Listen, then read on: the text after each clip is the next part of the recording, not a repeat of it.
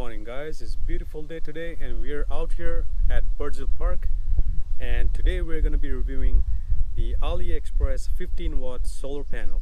So let's get started. I did the unboxing of this panel already because there was nothing much to unbox. It just came in a small plastic bag and this was the only thing that was in it. It also came with actually 4 carabiners that you can tie onto all of these 4 corners.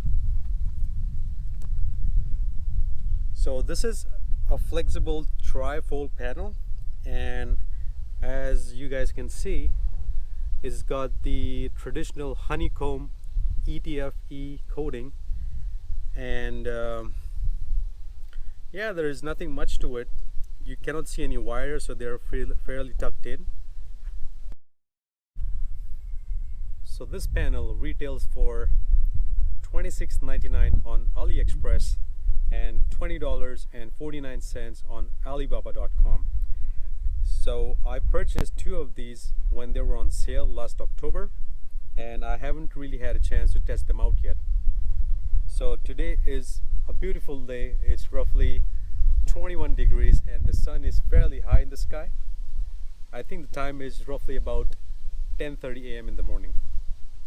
So we're gonna test this solar panel and the output of this USB Type-C port as well. The only downside of this panel is it doesn't come with any of the rubberized covers for both of these ports, but they say that it is completely waterproof. You can leave it outside in rain, dust, snow, pretty much in all weather. But I feel if you have this facing, of course, towards the sun, since it's a solar panel, you might have to cover one of these ports with a cord, or you might, if you're not using it, if it's just lying outside, you have to probably cover it with some kind of a rubber grommet or anything that you can find to plug into these ports. Otherwise the water is going to get in and it's going to damage the USB module.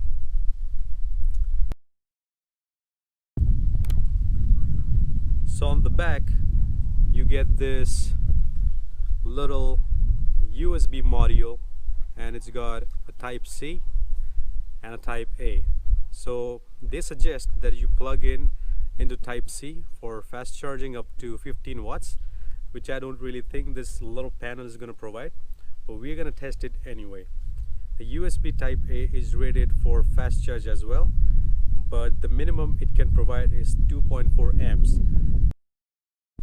This panel is fairly light.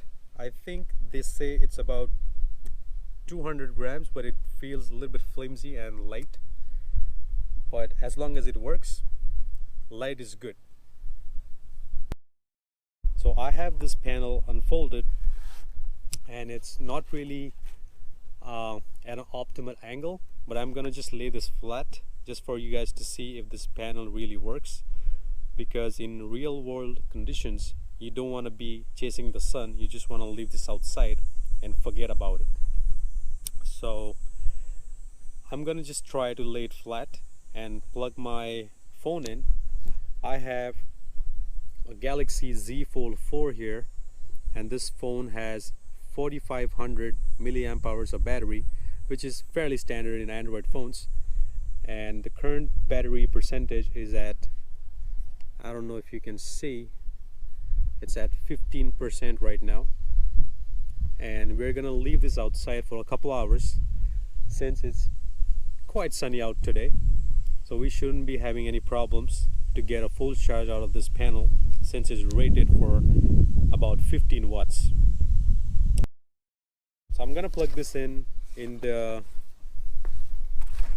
USB Type-C, not the Type-A, because they recommend this is the only fast charging port, but they also say that the other one gives you fairly decent charge, like it should be pretty much equal to your regular wall charger. The USB-C is plugged in into my phone. There's no other connections, and let's see, it actually shows that my phone is fast charging, so which is fairly good for considering that this panel is only 15 watts. And the time currently is 11:10, and I'm gonna come back and take a look at how this panel is doing, if it's gonna discharge my phone, it's gonna charge my phone. Because in the past I had a panel from Temu. It was $8.99. I left it outside in scorching hot sun, and when I came back, my battery was depleted.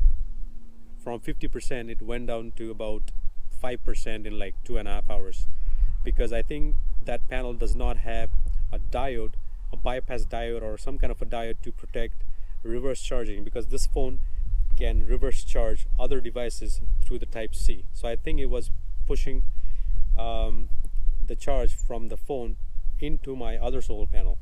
But this one looks good. Like, it's been about a minute and a half and the battery is already at 16%, so which is good. So every minute I'm getting about a percentage worth of charge. So I'm just gonna leave this outside. I'm gonna come back in about 3 hours and we're gonna finish the video and wrap it up, and to see if this panel is a go or a no-go. We are back, guys. So it's still sunny outside. That's good. And our panel is still laying flat. I'm gonna show you the battery percentage on my phone. So I don't know if you can see, we are at 31% and it shows 1 hour till full charge. It's 11:39 and we started this test at 11:11 a.m. So I'm gonna leave this outside for another hour, and hopefully by the time I come back my phone will be completely charged.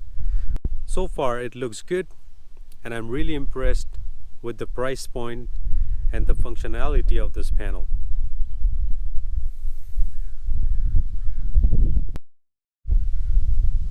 A quick tip, guys, just before I leave my phone out in the sun, do not do that. Always make sure that whenever you charge anything from your solar panels, make sure your device, whichever device it might be that contains any kind of batteries, make sure it's in complete shade. The reason for that is as soon as it overheats, it's going to stop charging. Right now it says we have about 57 minutes until full charge, and it's 11:44 a.m. So we're going to come back in about roughly about an hour, and hopefully our phone will be fully charged.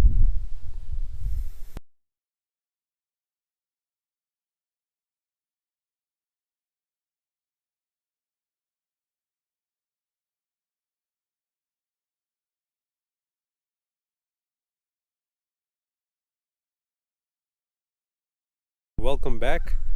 So we have a bit of a situation. A whole bunch of clouds have just rolled in, and it looks like we're not getting the best amount of sunlight for this test. Regardless, we're gonna be leaving this outside to see if it charges in partial cloudy condition as well.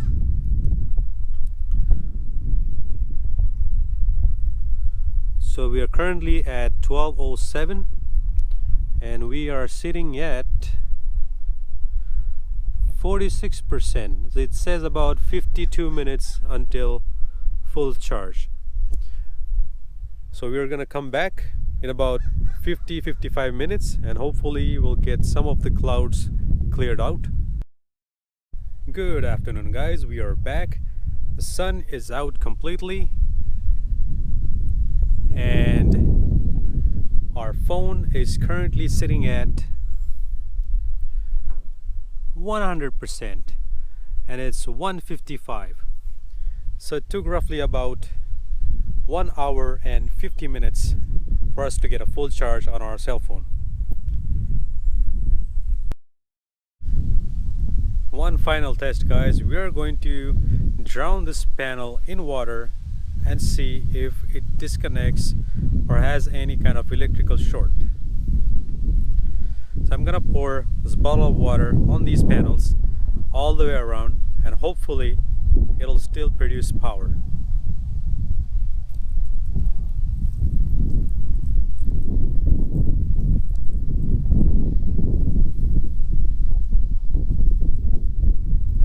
wires on the side,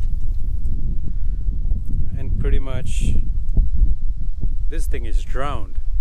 I think I put just a bit too much, but that's okay, guys.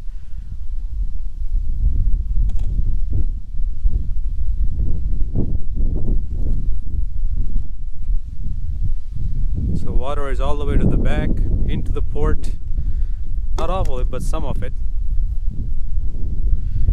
And we are gonna plug this back into our phone, and hopefully it's still gonna be okay.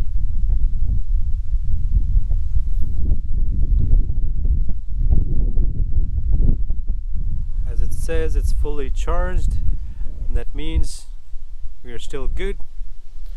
So this panel can definitely handle a whole bunch of rain